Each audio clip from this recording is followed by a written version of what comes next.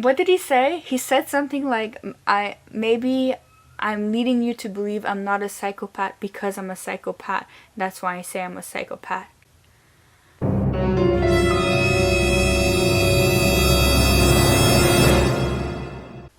Hello and welcome back to Sandra's Shelf, where I talk all things mental health, self-help, and lifestyle. So, as you can see by the title, you might be wondering, what the hell, Sandra, you have lost the plot again. And you know what? I think you might be right. However, there is a story behind this, and there is a moral to the story behind this as well. So I want to talk about red flags, green flags, my own, and the person that I went on a date with. And then before we even get into that, I want to talk about the fact that this was not a date, or was it a date? I mean, you guys can go ham and argue in the comment section, because no matter what I'm going to say in this video, I could already feel people coming. I know that people are going to come and have opinions on different things that I say and different perspectives, and honestly I think even it depends like what you consider as dating. Modern dating is a little bit skewed. Okay, a lot skewed, like it's so messed up right now. So with everything I'm saying, take it with a grain of salt. This was not a proper date in my opinion. And again, that's my opinion. I don't know how that person saw it. I don't know how other people would see it. But for me, that's not a date. Because if it were a date, he would have asked me out somewhere and he would have planned it, and it wouldn't be last minute and we would go together. So what happened is that I invited this guy that I was talking to for 2 days online, and the thing is, this guy was talking a lot to me. Like, he kept asking me questions and whatever, and for me, I don't want to waste my time. I want to keep on talking. Like, I don't mind making friends online and whatnot, but I just wanted to see who this person was and, you know, get on with it. Like, if we end up being friends, strangers, or dating in the future, who cares, who knows? And yeah, that's how I was thinking it. So a lot of things led up to me inviting him. So the first thing was that he was talking to me for 2 days straight, and I had been on the app for like 5 days at that point, and it was the only person that I found interesting. And also, I think this is really important to say, the app was Tinder, and Tinder gets a really bad reputation, and rightly so. I used Tinder on and off in the last few years since I've been an adult, and I feel like they are trying to like compete with Hinge right now, because they have prompts, they have what people are looking for, so you could see if people are looking for a partner, long-term relationship, whatever. And he was in the category of like short-term and long-term relationship. The funny thing is, the reason why we cannot consider this as a date is because we never really spoke about what we were looking for. So, I think it was implied that we weren't looking for a hookup because of the nature of our conversation. Well, personally, I wasn't. So if he would have approached any sexual topics, I would have shut him down right away. And we've never approached any sexual topics. So we were just talking. He kept asking me about my writing and about books and all that, because that's always evident in my profile. And as for him, he is a psychology major, and you guys already know, I'm interested in psychology. I know men that study psychology have a bad rep, so yeah, that's a story for another day. I'll talk about another story about another guy one day. We'll see how this is going to be received. Now, let me explain another thing. I have not been in the dating pool, or I have not seen someone for a date or to meet up with someone since last year, okay? Like, it's been a while. It's almost been like a year since I went out with anybody at all off a dating site, okay? So I wanted to break the ice for myself, okay? I wanted to go in there like, I have intentions, but I also want to ease myself back into dating, and I also don't want to put too much stock into dating as well. So I'm open to dating, but I'm also not hyper focused on it. Like, I just wanted to meet new people, see how it goes. Maybe I'll date someone, maybe I won't. But the thing is, where I am at right now is that I'm open to dating. I don't want to jump into a relationship, and I don't want to hook up or, engage in that part of, mindless hooking up, mindless having like 10, 20 people that you're currently talking to, etc.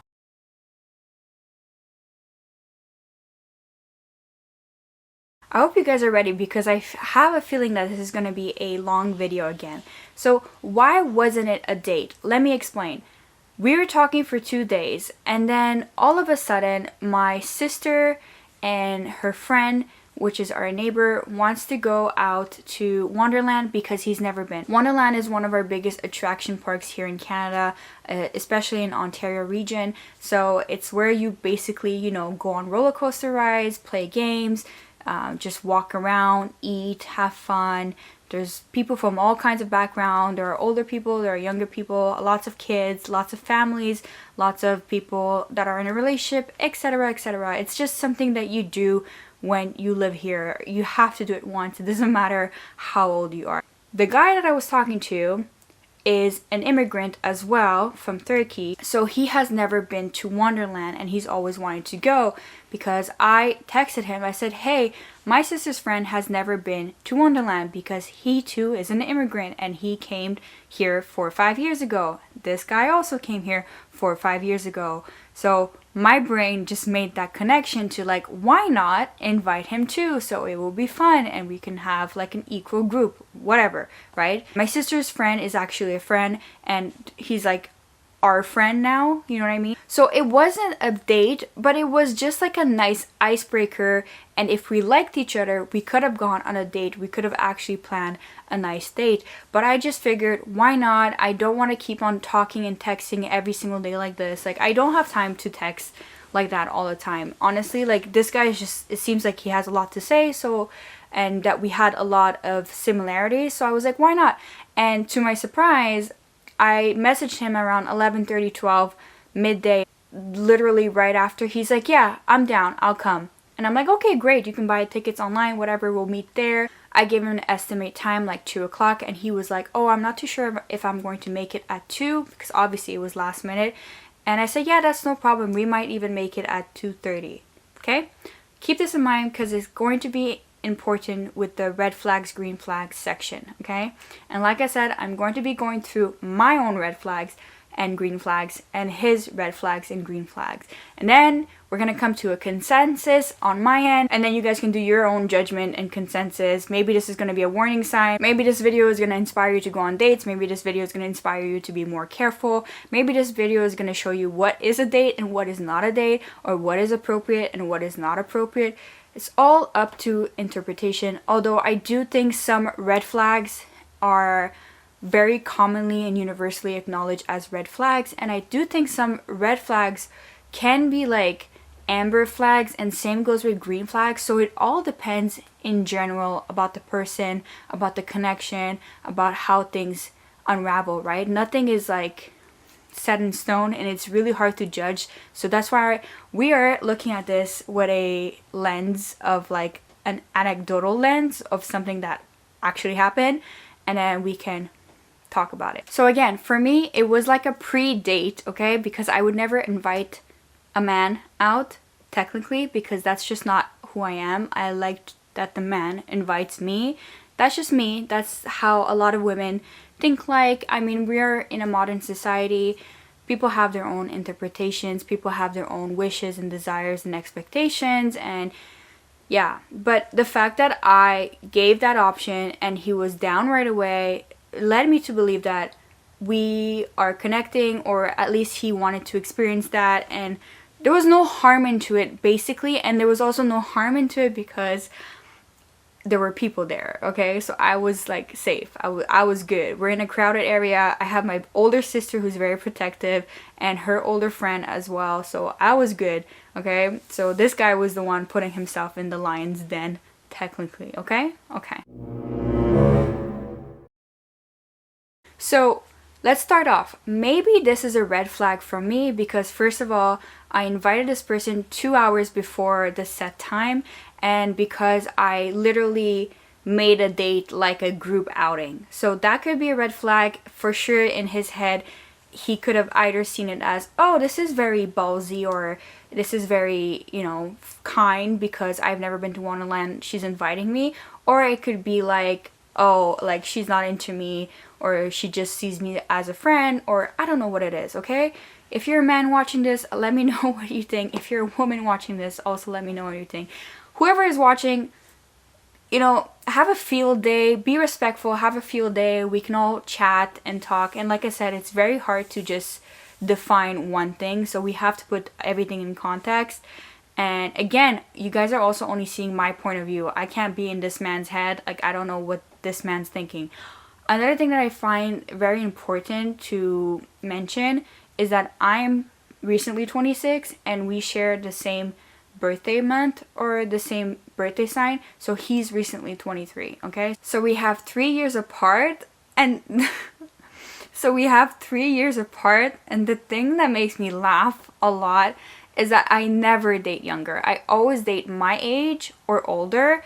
So this guy just came off as really mature. He looked, and I kid you not, and this is not a bad thing, but he looks like he was in his late 20s, early 30s, and he was bald, okay? He was bald. He was bald, but like it was attractive. Like I liked the baldness on him, if that makes sense. So he didn't look 23, and he didn't act 23, and then he didn't speak 23. And then again, 23 to 26 is not that big of a difference, except for the fact that he was still in school and I finished school. Okay, so let's go right into my red flags. So we get there and he's there already at 2:30, and he's waiting patiently for me and my family. And when I mean family, I mean my sister, my sister's friend, and my mom joined, okay? My mom is really down to earth, and she's chill, and she's cool with all these type of things. So, yeah, like everyone was cool with it. But he didn't know that my mom was there. So actually the first thing he said when we saw each other, he's like, oh, I didn't know your mom was coming. So, but then he never brought it up again, and it seems to me that like he got along with everyone. So yeah, I had initially told him that it would just be me, my sister, and my sister's friend, and then my mom is there as well. So for him it could be like, oh, she's not reliable or trustworthy, you know what I mean? Like things happen. So yes, I can see that. And then also, what did I want to say? Yes, also we got there at 3 o'clock because it was so hard to find parking, and he had Uber there, so he, you know, obviously didn't have to find parking. So first of all, it was supposed to be 2 o'clock. Then I told him 2:30, which is the time that he was going to show up anyways. And then we ended up, by the time that we parked and everything, it was 3 o'clock. Okay, where were we? So we were at the point where I got there, and yeah, we exchange a hug, we say hello. He's 6'4". That's a green flag. That's not an actual green flag, but you know what I mean. You know. No, it's because I'm 5'10", that's why I'm saying this. So let's just say that that's part of my red flag, because I like see a tall man and I'm like, huh, maybe. But anyways, let's go back to the list that I wrote here. Let's go and explore actual red flags and green flags. So we go in and we line up for our first roller coaster ride. My mom, my sister, and her friend, they're in front of us, they're talking, we're talking. Sometimes we talk with each other, but it was mostly me and him like really talking and getting to know each other. So like I said, he's a psych major, so we just started talking about psychology right away, right off the bat. Talk about psychology, theology, and other things like about school, about literature, and about how we see life. And I felt like it was a great conversation. I was really invested. I really enjoyed talking to him actually. But there were some signs that I should have clued in right away, but I was just, giving the benefit of the doubt. One of them being that when we spoke online, I didn't reveal anything about myself because it is personal to me. I don't feel the need to tell anyone anything about myself that's really private and that can be used against me for no reason, because I've done that before in my past relationships. So until I trust someone, I'm not gonna let them know everything about me, because you don't want to give the blueprint as to how someone can try to manipulate you or use your diagnosis against you, right? So basically, when we were talking online and I was talking about books and he was talking about psychology, he was like, yeah, let me know what are some of your book recommendations. And I made a joke. It was funny. We both laughed. I said the DSM-5 because obviously if you're studying to be a PhD professor and if you're studying psych and you're really interested in those subjects, you obviously know the DSM-5. And actually from that, we actually had a good conversation regarding the DSM-5. But yeah, all that aside, the lineup was pretty long. So after like an hour and a half of talking already, we were like, talking a lot about everything. And suddenly, what did he say? He said something like, he looked at me and then I'm like, what is it? He's like, nothing. It's just that your brain is different. It's wired differently. He says that you think about all the outcomes to see which is the best one. And I laughed because I said that I had this exact same conversation with my dad not too long ago. I don't know what he was trying to say, but I think it's because of like how knowledgeable and compassionate I am. He was trying to tell me that because I see the world differently and because I am operating differently, it's like my duty to like show the collective consciousness like how it's done. I don't know what. Honestly, I have really bad memory sometimes, so I couldn't tell you word by word what we had said, but I would have to like sit down and really like think through it and try to reconstruct our dialogue. But like I said, I don't want to say something that's wrong, but that is what he said in summary because we spoke so much. I'm telling you, we probably like spoke like 50,000 words or something. And the reason why he said that, and I know that he was not just trying to be this pretentious person, is because before we had met, he asked me what's my goal with writing. Like, what's my goal with writing? Like, as in like, is there a goal? Is there an intention? Is there a motive, a drive, or whatever? And I basically told him that my goal with writing is for people to not be alone and to basically learn how to treat themselves better and treat the world better and yada yada yada. Like the hippie stuff that I'm really into.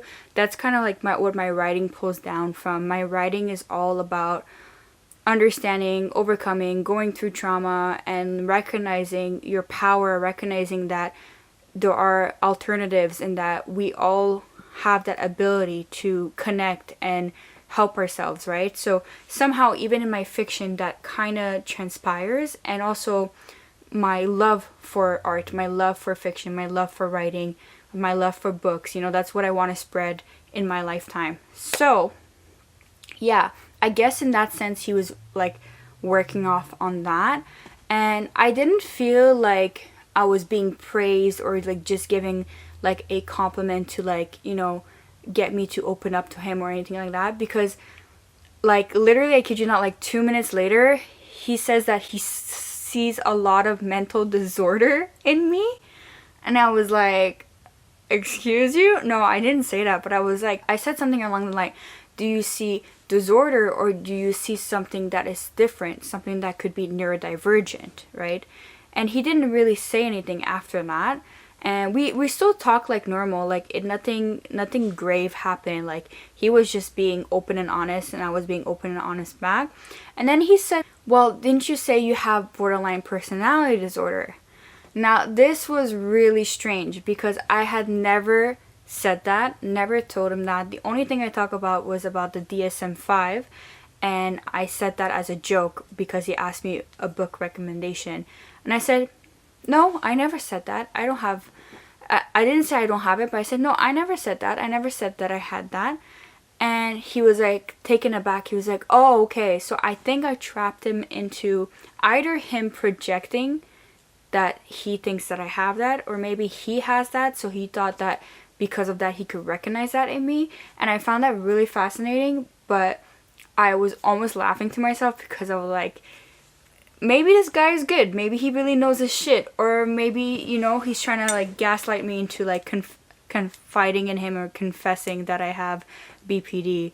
But yeah, and then it never came back up again, and I didn't deny it or I didn't, say anything. I basically just said I never said that because I never had said that to him. So yeah. But yeah, I do think that one of his red flag was a lot of projection. He would say things that I had never said or had never thought, and then I would tell him straight, I'm like, are you sure you're not projecting? And then he was like, oh yeah, maybe, So people that project a lot, I don't handle that well, because it shows that they're trying to project an image of themselves by putting it onto someone else, and I try not to do that anymore, and I don't like that around me, because then it's like it feels false. It feels like I'm dealing with a false person. Now, I don't know what to think about this. It felt on the one hand that we were very comfortable and at ease, which is good. You don't want to be so uncomfortable. However, maybe there was too much comfort too quickly at first. Like, we were respectable, like we didn't go on too dark or too deep topics, and nothing sexual, which that I will give him. Nothing was sexual ever, which is really good. Like 2 thumbs up. But I will say that it was way too many questions way too quickly. Now that I think about it, you know, in retrospect, it was like non-stop, like 2 hours of like deep questions. And it, like, you know, like if they say that if someone is like interviewing you, it's also not a good sign. It's like they're making like this little checklist and whatnot. It's not organic or natural. He made it feel really natural and organic, but there was still that like little very tiny voice up behind my head being like, why is he asking that many questions? And then the other red flag is that when I would ask him questions, that's when he would squirm and like move around and like evade the question. And they were not like really intense or big questions. I would just ask questions about him, and I would ask like really easy questions. And at some point he said that he was taking medication, and I was like, oh, can I ask for what? He's like, no, I don't want to talk about it. And that's fine. You know, like, I can't say anything. That's his prerogative. That's personal to him. But it did feel like he had a wall. And one thing about me is that I'm not ever going to put myself in a situation where I have to literally break down someone else's wall. Like, I have to prove myself to them, etc. Like, you can prove yourself to people through time, right? So if he didn't want to say it, good, fine, don't say it, right? But if he's going to ask me a question that I'm not comfortable, he needs to respect that I would probably give the same answer in that regards too. So I found it really weird because he kept talking about his medication. He mentioned it maybe twice or 3 times. He said something like in a few months' time he'll be off of it, and then he'll stop smoking because he was smoking cigarettes.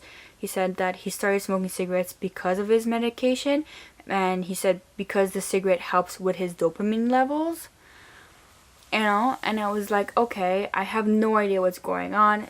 If anyone wants to clue in, I have no idea what kind of medication that he could have been taking for a few months, and that he needed cigarettes to start smoking cigarettes, a few cigarettes a day, to bring back his dopamine. Never heard of that. Like I said, I'm not a specialist in any kind, so, you know, at that point, what are you going to say? I can't investigate him or I can't interrogate him because, like you said, it's a tricky subject and he doesn't want to talk about it. And I'm not a pushy person. I respect it. I obviously am going to put it somewhere in my head where I'm like, okay, something is going on here, but we'll circle back if we ever need to. Okay, so circling back to too many questions, the reason why it's uncanny to me, and it's because I've learned this the hard way in the last few years, a lot of people like you just for what you have, so just for the abilities that you possess.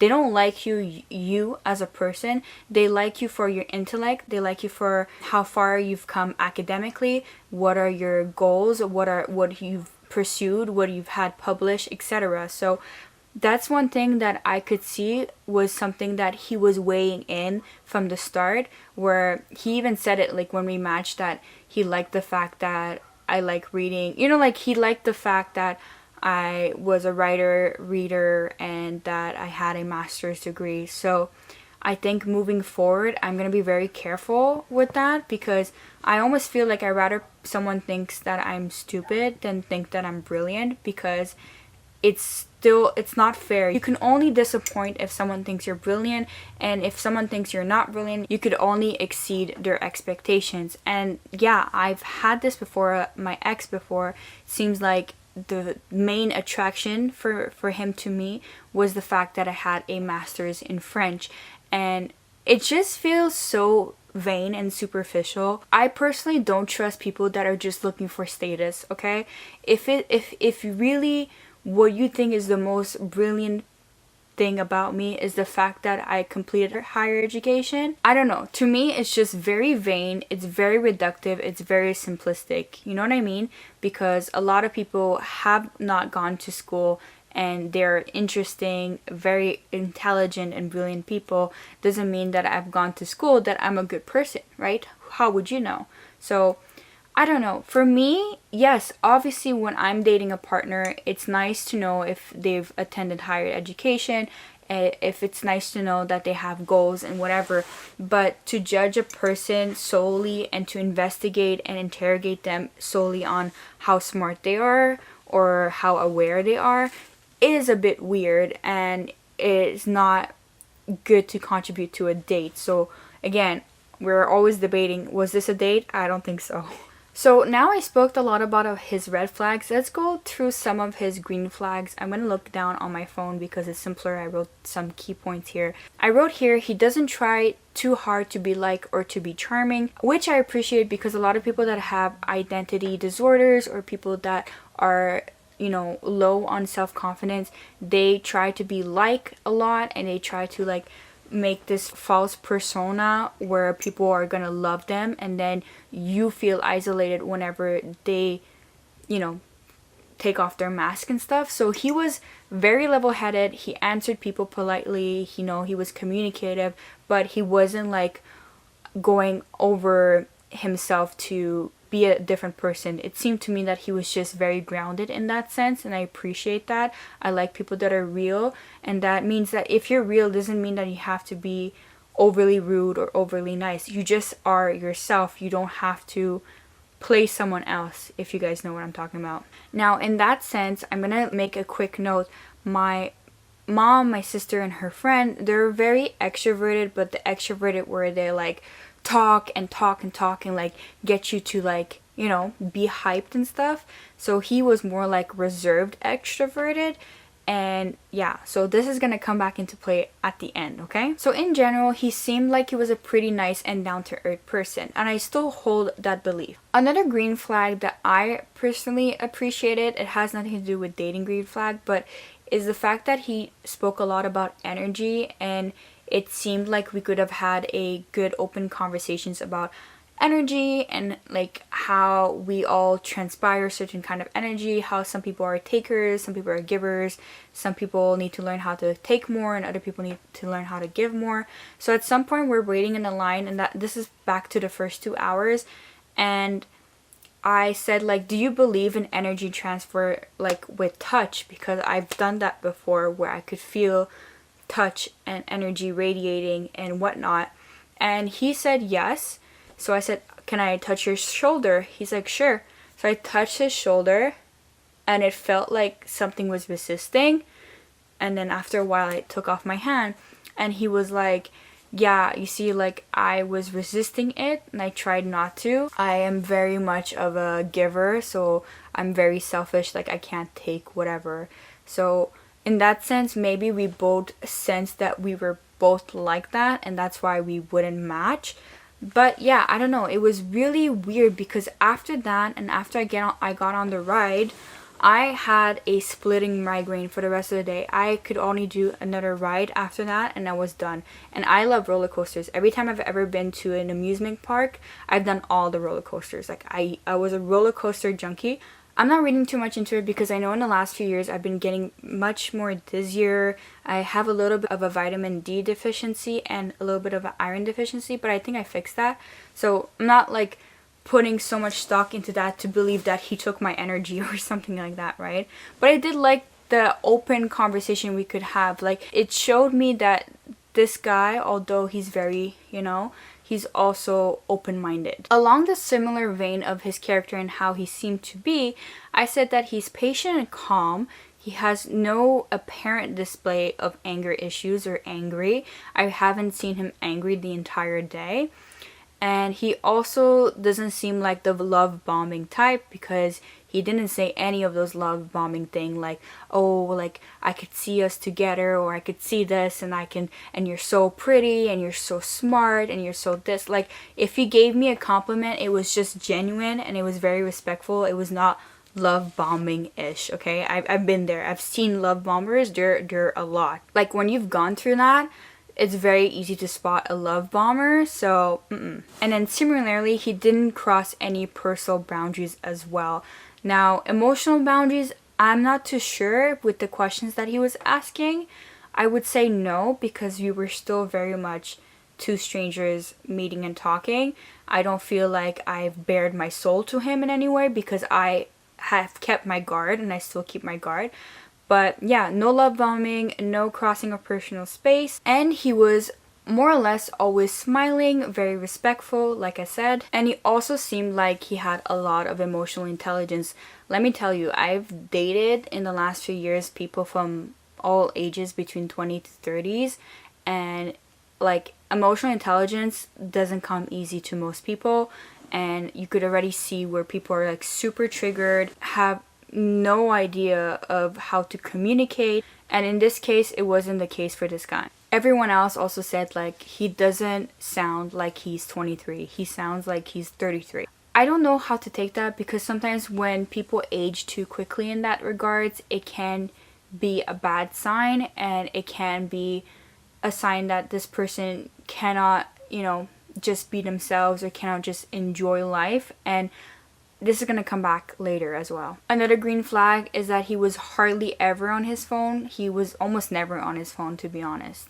He also didn't degrade women once. He never said something against women. He never talked about women these days, or the typical rhetoric of men that are very triggered and that hate women, how they speak. So usually on a first date, at some point, a man that is like that will somehow show his hand, or will show his hand by talking very debasely on his ex-partner, or on a woman that he knows, you know what I mean, or on like an experience that he's had from a dating app. So he didn't degrade women once. I don't even think he even spoke about women.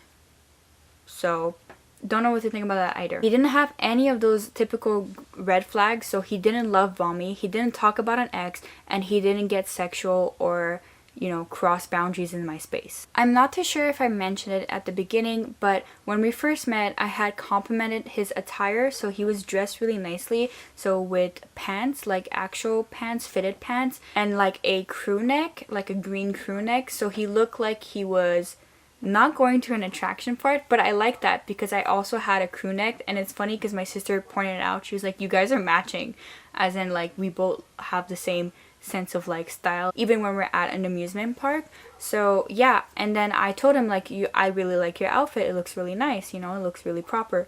And he said thank you. And I'm not too sure if he said right after that, he said your eyes are very pretty. So he did compliment me, but it was only one compliment.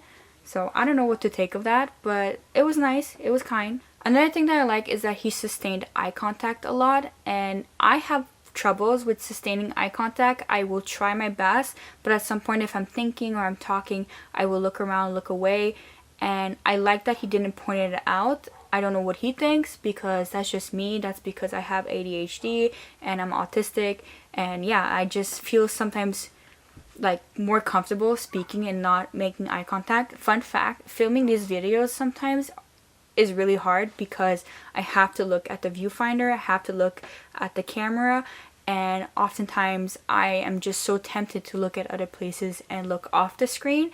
But for the sake of making better, good, and more relatable videos, I am always forcing myself, or like getting used to always looking at you.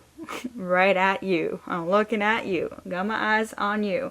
So yeah, I did enjoy that. Actually, I find that really attractive because he sustained eye contact, and I did my best actually. I think because he had that kind inclination of always listening to me. Like, I never felt like he wasn't listening or distracted. Because of that, I got to talk with ease, and we got to like really communicate with our faces. He even said something about he was tempted to wear sunglasses, but then he refrained from it so that we could see each other's eyes and actually like right?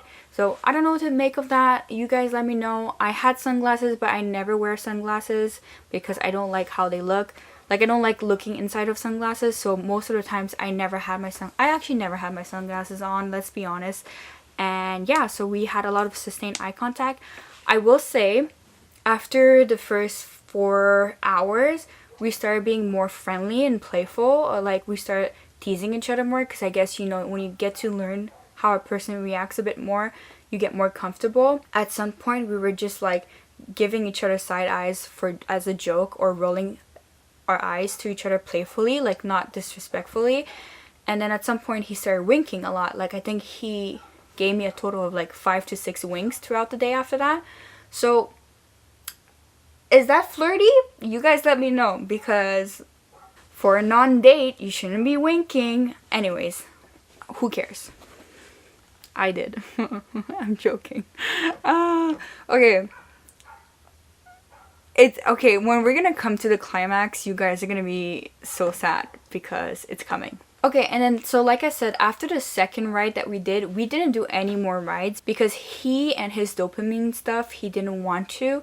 And me, I had those splitting migraine, and like I had that sensation that my heart was gonna give out, so I couldn't do rides anyways. So afterwards, he asked me a few times, are you okay? Like, do you need some water? I'm like, yeah, I'm fine. Like, thank you, you know. So it was nice that he asked and he checked in. And yeah, I'm not the type of person to make a big deal out of my pain or discomfort, but I feel like he was very attuned to reading me, which can be alarming, okay? It could be like he's always studying me, but it also can be grateful for someone to like notice the subtle cues that I don't talk about. So don't know where to put that, okay? Don't know. So at this point, it's around 7 o'clock and we're getting hungry, so we're going to go eat. So my sister is going to buy a pizza for everyone. So we're waiting in line, all of us together, for the pizza, and he looks at the board and he goes, oh, that's very expensive for a pizza. And it's just like the way he said it was like, I don't like when people talk about money issues and money problems right off the bat, because I don't know, for me it just, when a man talks about money like that, ugh. But then again, I also sympathize because I know he's a student and I know that like probably for him it's hard right now with money and stuff. But my sister was paying anyways, so it was just a weird thing to say to me personally. So whatever, I just let it go, that's fine. So we ate the pizza, we were all eating together, it was fine. And then after pizza, what was nice is that he said, oh, well, I need a coffee right now, can I get coffee for everyone? So my mom and my sister's friends said they don't want any, but me and my sister, we wanted a coffee, so we went to Tim Hortons and he got everyone a coffee. And so that was nice. Like, I like that he offered right after that. And at that line, when we were waiting at that line, I asked him in a way where we were talking about Canadians, because if you're in Canada and you're an immigrant, like as soon as you start getting used to Tim Hortons, I'm like, well, you're practically a Canadian now. So I was making that joke. And then I asked him if he's ever dated someone who was Canadian, right? Because although I'm Canadian, I'm also immigrant. So I was wondering if you ever dated someone who was Canadian. And then he said yes. And he didn't elaborate more. So I kind of figured out that he did date someone in the last 3 years that he had been here. But you see, like, it was an open way, a friendly way to talk about dating or relationships or past relationship. And again, I do respect and understand we should never talk about those things on the first date. But the fact of not talking about dating and relationships at all could also mean that someone is just not interested in you, or just not interested in dating at all, which is weird because we found each other on a dating app. So I don't know what to think, right?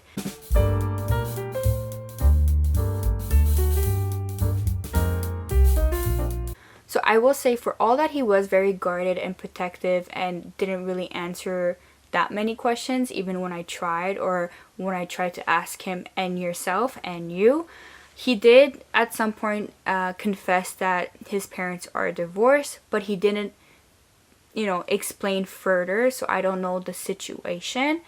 And yeah, like it just seems very odd to me. It feels odd because if you ask me if I know anything that's personal to him, I don't. Like, I just know about his school and his career, and then something else. Now let's get back to the red flags.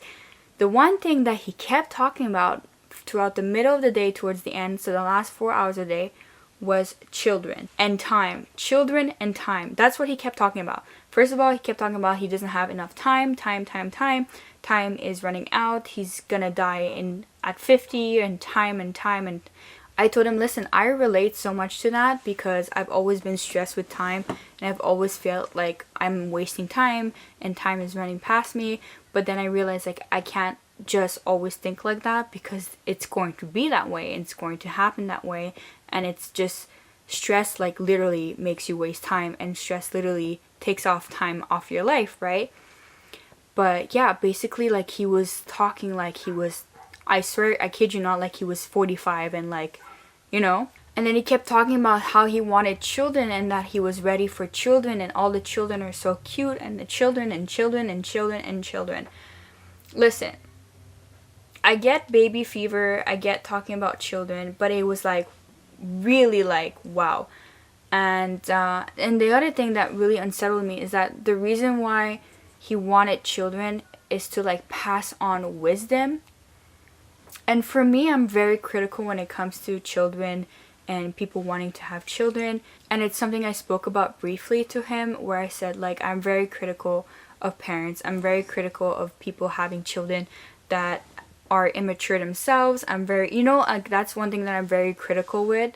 And I don't foresee myself changing opinions yet, just because of the way I grew up and the way I see children, literally, which are the least protected class of every class in our world, are being abused and literally traumatized and whatnot. Like, I'm very, very, very, and I'm speaking honestly here, very critical of people having children, or people having children for X, Y, and Z reason. Like, you know, like, if your purpose of having children is because you don't have purpose and you want children to be your only purpose, I'm critical of that. I'm critical of a lot of that.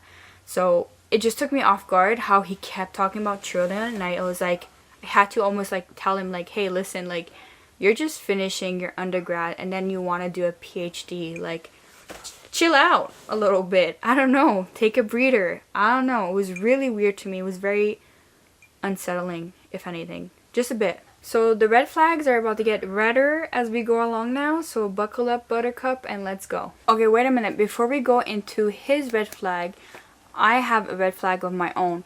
So because he was stressed about time and I could feel that stress, I wanted to like alleviate and be like, hey pal, hey buddy, don't worry about it, you know? So I kept like nudging his shoulder because we were sitting down at that point on the rocks and waiting for them to finish their next ride. And so he would like nudge back my shoulder. So we were very friendly. I don't know if you guys consider that as too flirty, too touchy-feely. I almost forgot to say this. So after the first ride, we went somewhere to sit down and we started talking more openly. Like, it felt like he was talking more openly about himself. And at some point we were talking again about energies, and then he just put his hand out. And oh my god, I must betray myself here for a second.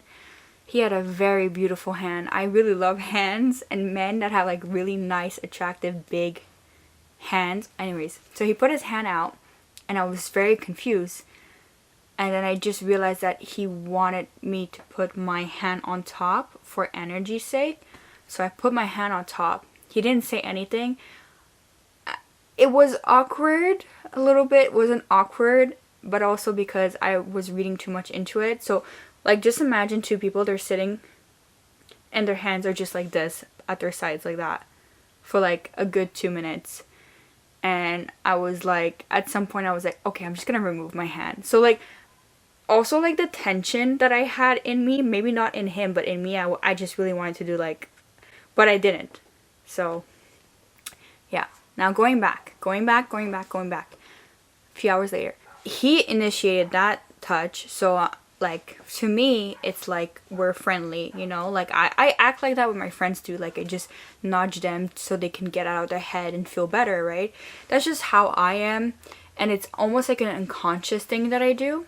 So we're talking and we're being more playful again, and then there's this lady with a burqa walks by with her kids, and he's like, he made a joke, a racist joke. He said, okay, editing Sandra here with really bad lighting. Oh my god. So I cannot say the joke because I don't know how YouTube is gonna see it. And by the way, it's not even a joke. It was really bad. So it's, let's just say it's AL space Q. How do you even spell that? AE. And then I don't want to continue the rest. But for those of you who know, and it's something to do with terror and ism. So if you get it, you get it, okay? I don't want to add more to that, but that's what it was. He just said those two words together, as in, you know what I mean? And yeah, that just didn't, that was too much for me. At that point, I was like, oh, nope. I didn't bring it up then and there because I didn't want to get into it right then and there, but I did bring it up after. And I was like, okay, so this guy, like many Canadians, is also racist. Because like at Wonderland, we're a multicultural country. You have people with all kinds of race and ethnicity running around. By the way, I love to make these little side notes. So although Canadians are not like the States, I feel like they're most likely to act on things and say things out loud. In Canada, within all our different racial groups, okay, you would be surprised how every single racial group is racist. The white people here, the Canadians from like many decades back, racist. People that are immigrants here, also racist. People that are born here but with immigrant parents, also racist. Like, it's really hard, and it takes like, I feel like you need to really be understanding and like go to school and go and like explore other ethnic groups to get rid of that like preconceived notion that you have about other people. And it's really hard, and I see it like, I honestly, I will say my close friends are not racist from what I've known, but I have had friends of all kind of ethnic group that have said or have joked, they've said something racist or been racist or display racism. And you would be surprised. It's not just people that are born and raised here. It's people that are also immigrant here, people from different backgrounds. So that's the reality of Canada. I don't know why we're pretending like it's not a reality. As much as we're all accepting, like, there are crimes of that nature, but it's not like, you know, because you can't go to Toronto and expect to just see one kind of ethnic group. Like, Toronto and Canada, I mean, not in other areas in Canada, but mostly Toronto and Montreal, it's all mixed. Everyone is from everywhere, and it's a great thing. It's a beautiful thing. However, don't let it fool you, because people are still racist deep down, okay? And some of them are more like covert, like they're just not gonna say anything, and other people are more overt. And it's just a reality that like we all grapple with and that we all have to face. Like, you know what I mean? Like, I feel like even some parts of my family members are also racist, even though we're immigrants, you know what I mean? So it's really hard for me to wrap my head around it because I'm mixed race and whatnot. So racism is always going to be a thing, unfortunately. So let's go back. So it's like, to me, it's weird because he was saying how he was learning about all kinds of religion and how he wants to synthesize and put everything together in his own book at some point. And it's like, how can you talk about all the religions but like make that joke. I don't know. It was very weird behavior for me, and it kept going downhill from there. Then he said something about he can't wait for Halloween, and I'm like, oh my god, same, because Halloween and fall is my favorite ever. By the way, these things are maybe not in order, but I know it happened on the second half of the day, and so all of a sudden he's like, oh, I can't wait for Halloween, and I'm like, oh my god, same, I love fall, I love Halloween the most. And then he's like, yeah, I can't wait for it because I want to be dressed up as Hannibal Lecter this year. I'm like, okay, cool. And then after that, he said, yeah, because I'm a psychopath, so, you know, I gotta dress the part. And I was like, ha ha ha, are you actually a psychopath though? He's like, yeah, I am. And I'm like, well, you don't seem like a psychopath to me. He's like, well, maybe my goal is for you to, well, maybe, he said something like, maybe a psychopath doesn't, like, what did he say? He said something like, maybe I'm leading you to believe I'm not a psychopath because I'm a psychopath. That's why I say I'm a psychopath. And I was like, I thought this was just someone who did too much Psych 101 and that is trying to be something that he's not. I don't know what to think anymore, but we're gonna come back to the psychopath part. And then he said something along the lines that everyone in his class like compares him to Andrew Tate. And I don't know if it's because he's tall and bald. And I was like, haha, yeah, you're not Andrew Tate. That's what I said, okay? We'll come back to this too. I love how it's just building and building and building. So, first of all, at some point during the day before that, he said that men are trash. So, obviously when a man says that, he's like, okay, he's aware. He's socially aware of like the things that have always been happening in society. But it didn't take me long to realize that he said that because he's kind of like in the Andrew Tate camp. So, then what happened? Then I was trying to recommend him a show on Netflix. And then he says something along the line, oh, the only show I've seen on Netflix is Dahmer. And I'm like, Dahmer, you mean? He's like, yeah, Dahmer. I've only seen Dahmer on Netflix. So at that point, I'm not buying into this psychopath thing, okay? I'm not like psychoanalyzing that and like, you know, like he seems like pretty normal. He seems like someone that really wants to be badly a psychopath, okay? So now at this point, we get up, we're standing, and we're about to wait for them for another ride. And I really can't do it. I wanted to go on a ride, but I couldn't do it. He was telling me, hey, go like after your mom, she's asking for you, whatever. And I'm like, yes, I'm gonna go talk to her, but I like literally can't do it. I was still not feeling good. Like I had a splitting migraine, I kid you not. So then we're standing at the last ride. It's nearing 10 o'clock when the amusement park basically closed their rides. So it's like probably 8:39. No, it's 9. It's 8:30. It becomes 9:30. So we're standing there for like an hour and we're talking. And all of a sudden I'm asking him like, why do you keep comparing yourself to Andrew Tate? Because he mentioned like Andrew Tate like 3 times. And 3 times is way too much that I have to start investigating. So I'm like, is it because you're bald and tall? I'm laughing so much. The way I said that, is it because you're bald and tall with a straight face when talking to him and then when filming this video? But it just clicked right now while editing how ridiculous that sounds. Like, or how like, I don't know, like, is it because you're bald and tall? There's something about that sentence that's just like, okay, scream it louder, like Captain Obvious. But I don't know why. It's so funny. And here I am just comparing him to that just because of that, because they look nothing alike. Anyways, let's go back. It's like, no, it's because at some point my professor in class was saying something, but he didn't want to see it a different way. It was just a very pushed agenda that he had. And then I brought up Andrew Tate. And I'm like, okay, all right. So I'm like, in my head, I'm like, we're going to do this right now. And I didn't want to do this. I didn't want to, I'm going to be honest, I had like maybe half an hour left. I didn't want to get into an Andrew Tate debate. Like, I have a headache. I don't want to talk about this right now. But I need to know for myself what this man believes. Because he doesn't give me Andrew Tate follower fan thing, right? But again, a lot of men are Andrew Tate stans. And if you're going to stand something, you better best believe you come up with good excuses, ideas, and remarks, right?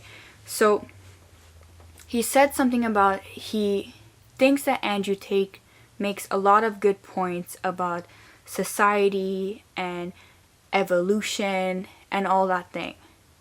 Meanwhile, for me, it looks like Andrew Tate is just another marketing scheme, and that's what I said to him. It's just another marketing scheme to play on people's insecurity, fear-mongering, and to get, And then he was saying, yeah, but all that is just like an agenda from people and from the government and stuff like that. And I'm like, okay. I told him directly, I don't take sex trafficking lightly. And then he didn't have anything else to say. All he said was like, well, I'm not too sure about that. I didn't look into that. So how can you endorse someone but not look into one of the worst things that they could have done or said or believed, And he said something like along the lines that he just lost himself in some ways or whatever. And I honestly, I think he could have seen it in my face that I just did not want to talk about this anymore, because it's just absolutely no. Because if you're going to say that you stan Andrew Tate, you gotta give me like list of good reasons. And he didn't give me any good reasons, and he didn't give me any good reasons for his defense at these accusations, because he was lazy and didn't look it through. And it was really disappointing for someone who's very, academically inclined and someone that was quote unquote a deep thinker to be very surface level and basic. Like, I'm sorry, like, you who does all this research, you think that Andrew Tate is the one to back up right now? Like, I don't know what to tell you. Like, for me, it's just like, it's lacking knowledge, it's lacking nuance, it's lacking like common sense. Because even if you told me 5 of these 10 arguments that he made make sense to me, I could go with that. I could go with that, okay? I'm not a ignorant person. I'm not a closed-minded person. But it's the fact that he didn't come up with anything besides thinking that Andrew Tate tried to do good and try to help men and try to help educate men.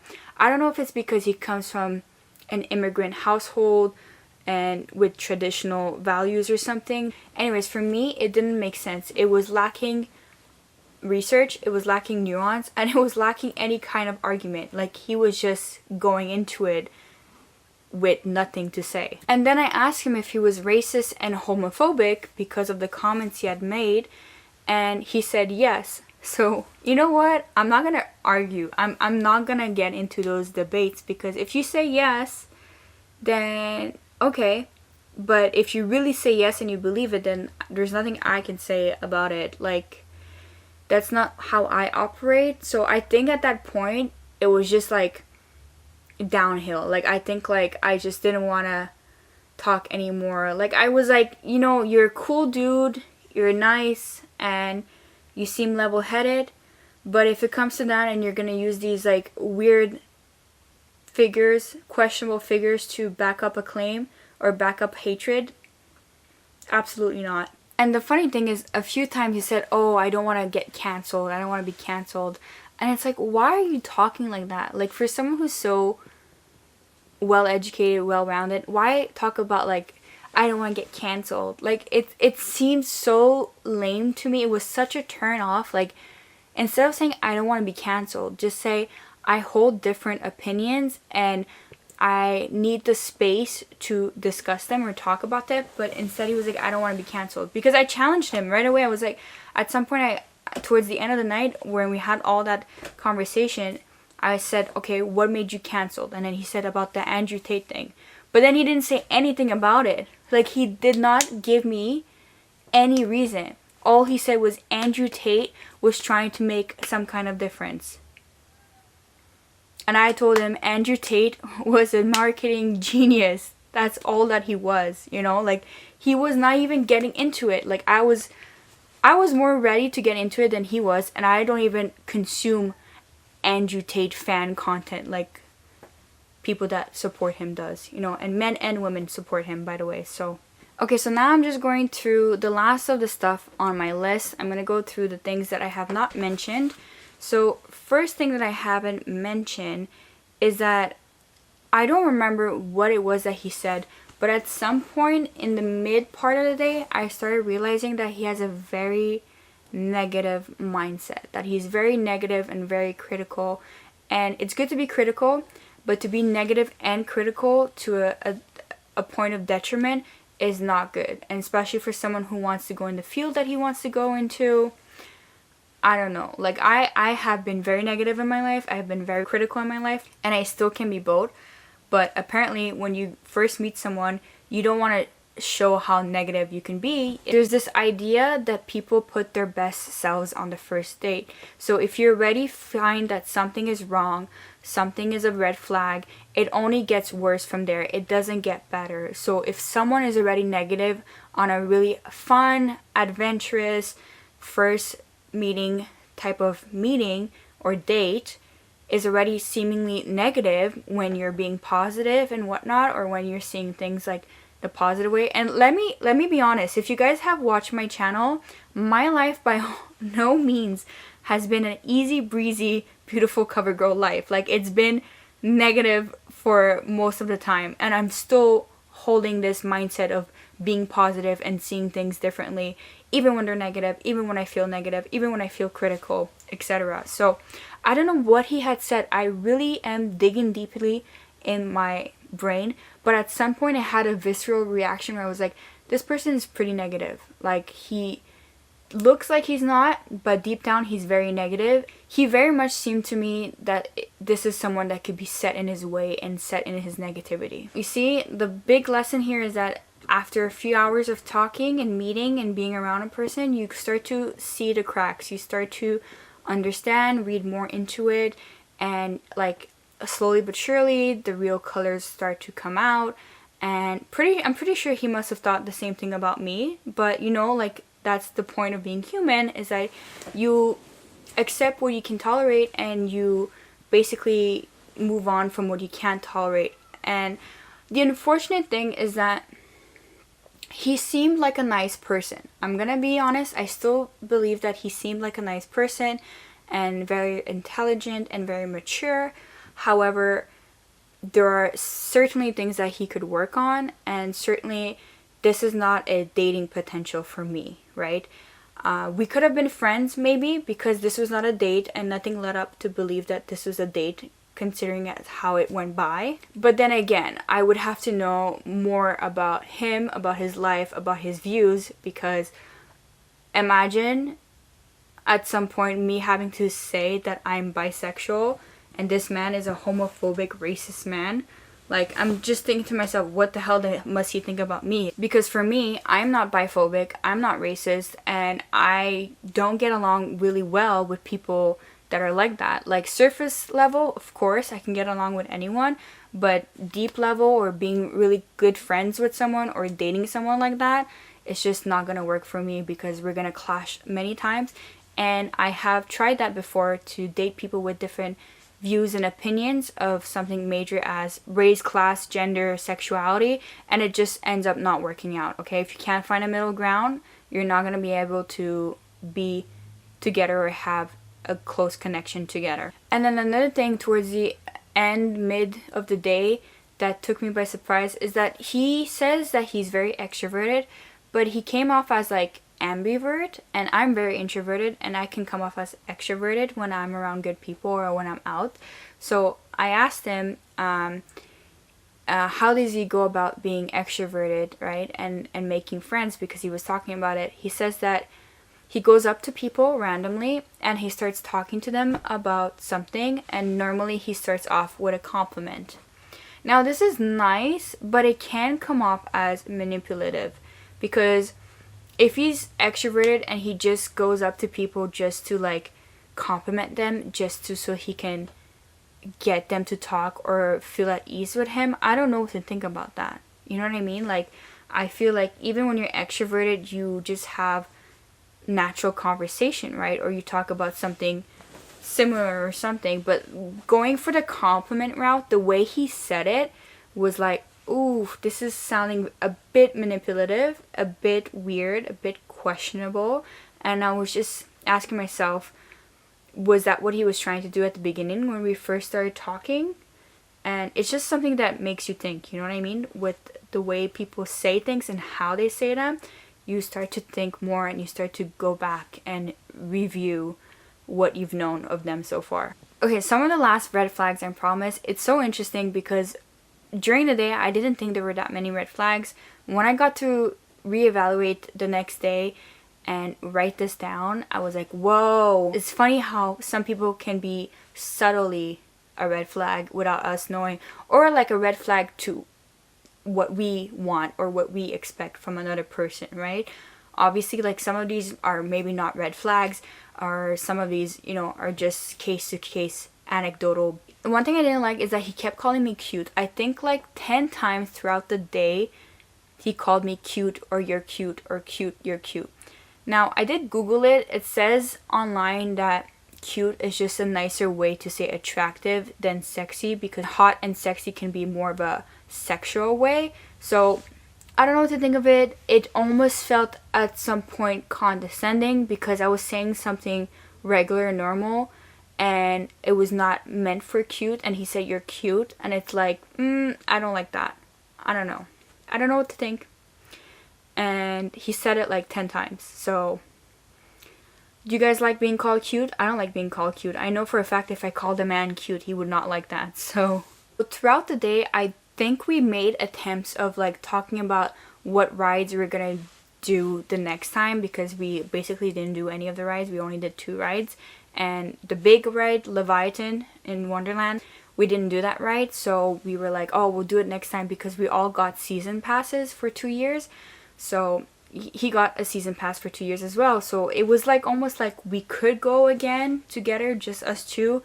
And we didn't set a date, or we didn't like actually say that we would be going for sure together. You know what I mean? And there was no attempt on his end to say that. I felt like I was more encouraging of it than he was. So there was no attempt to continue talk and see each other.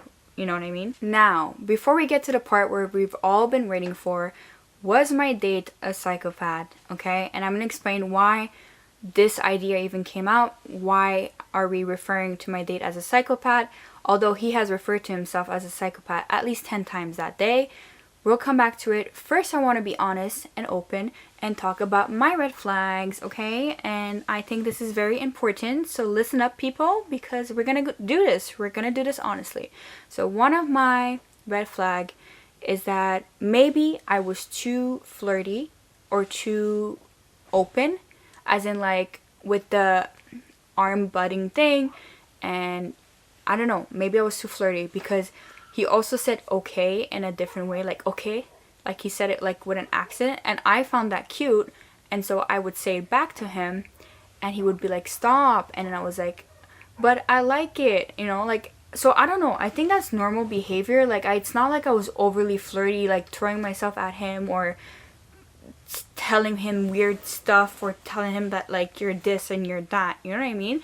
I know for a fact when I get more comfortable around a person, I get more like at ease, and I don't know if that comes off as flirty or just nice. I don't know what it is, but he didn't say anything and he reciprocated, and I felt like everything was very peaceful. And like I know past me would have been super flirty, especially if this was a date, but this wasn't a date.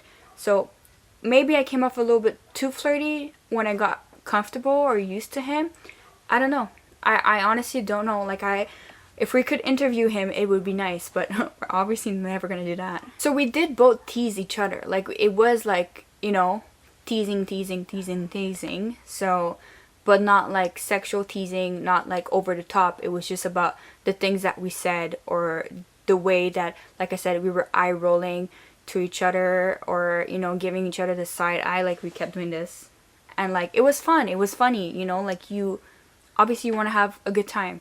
Now, I want to say one other thing about me is that I do have issues with romanticizing people, romanticizing experiences, romanticizing life in general. Can be a good thing, can be a bad thing, can be detrimental.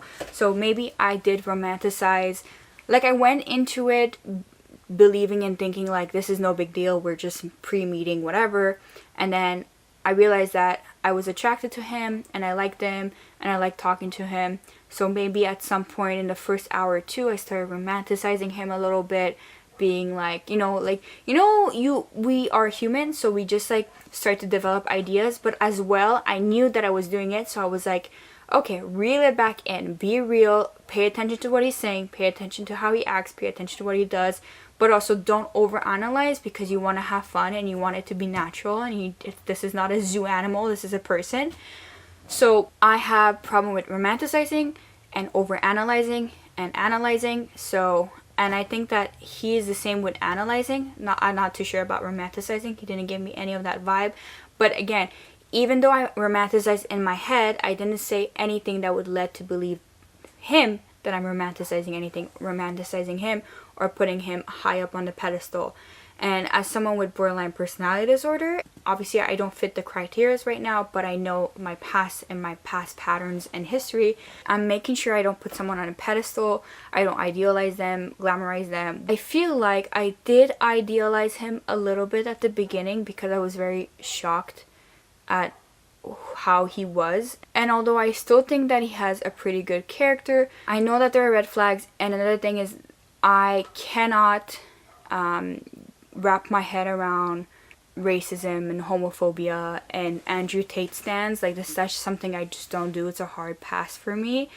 And again, I didn't devalue him, because at the end of the night I said, I hope you had a great time, I hope it was fun for you, I hope you enjoyed Wonderland. I was very respectful, very nice, I was myself, and we like gave each other a quick hug, and that was it, So I didn't idealize and devalue like I normally would. I try to be level-headed. I try to be, down to earth, no romanticizing. So even if I was starting to do those things, I would reel myself back in, which is pretty good, because past me would have done it even more unconsciously and not, get back to ground level. It can be really hard, and it's something that I've worked on, and at the same time, I don't romanticize people because it sets everyone for failure, and it sets for disappointment for myself, because I'm so happy to be single and so happy to be alone, and I would not want to be with a partner unless I know through time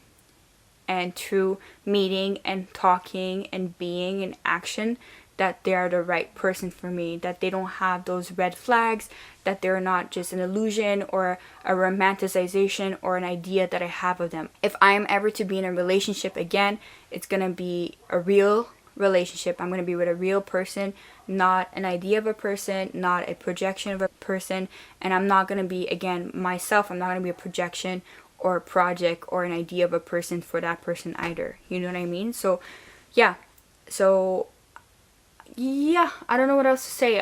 Honestly, we would have to interview him for my red flags. But now we're going to get to the kicker. Why are we calling this man a psychopath? Besides the fact that he called himself a psychopath 10 times, I get into the car, and my mom, my sister, and my sister's friend, they look at me and they're like, so, how is it? I'm like, it's fine, but at the end, I don't know, we didn't get along, and, at the end, I just realized, we're not going to be compatible, and we're not, in the same vein of things. And they were all, sighing of relief. They're like, good. And I was like, what? Why? What happened? They said, no, nothing happened. But my mom said, he looked like someone that does not have a soul when I look at his eyes. And then my sister said, yeah, he gives me Jeffrey Dahmer vibes. I was so taken aback. When I say I was taken aback, I was taken aback. And then I felt weird because I said to my sister, I can't believe you said Jeffrey Dahmer. And I told my mom, I can't believe you said, soulless. Because they didn't hear our conversations. We had these conversations pretty much private and away when they were on the rides and we were sitting down. So my sister said, why? Did something happen? What happened? Tell me, they're like, we'd rather we know than you pursue something with someone that, is giving us a bad feeling. So I said, well, he compared himself so many times to a psychopath, and he said that he likes Andrew Tate and that he watched Jeffrey Dahmer's documentary, whatever. And they were like, well, we don't know if he's a psychopath or whatever, but for us, it was a bad vibe. And I said, well, he didn't give me any bad vibe just towards the end where I understood, you know. Like, he genuinely did not give me any of those bad vibes. And I pick up on bad vibes more or less. So, I don't know. Maybe I don't pick up on bad vibes as much as I thought. Because when I made the list at the end, realized that this guy had a lot more red flags than it seemed that day. Like, that day, it was like I was very much in the moment, but reflecting afterwards was like, oh, okay. So basically, after that day, he didn't message me and I didn't message him, and then I like unmatched him. And now we're like 5 days later, so yes, I may or may not have gone onto a may or may not date with a may or may not psychopath. But then again, I am not a professional. I don't diagnose people. I don't know what they are. But he did keep telling me that he was a psychopath. I thought it was a joke, but it seems like 3 people said that that's the vibe that he was giving. I don't know. You guys tell me down below. You've heard the whole story, as honestly I could put it. Let me know down below what you think. This is my first fake date in a very long time, and it wasn't really a date. It was just something to break the ice for myself, and I'm actually really glad that I went through it. Now I feel like more grounded and more ready to go on dates, if that makes any sense, which you would think that maybe going on a date with a psychopath would give you the opposite feeling, but you know, it is what it no, it's not it is what it is, but you know what I mean. Like, I just feel like as long as you listen to what a person is saying, pay attention, make sure you're not doing anything stupid, and make sure that you're grounded and that you have a backup, you're all good. As always, thank you so much for watching. Let me know what you think down below, and I will see you on the next shelf. Bye!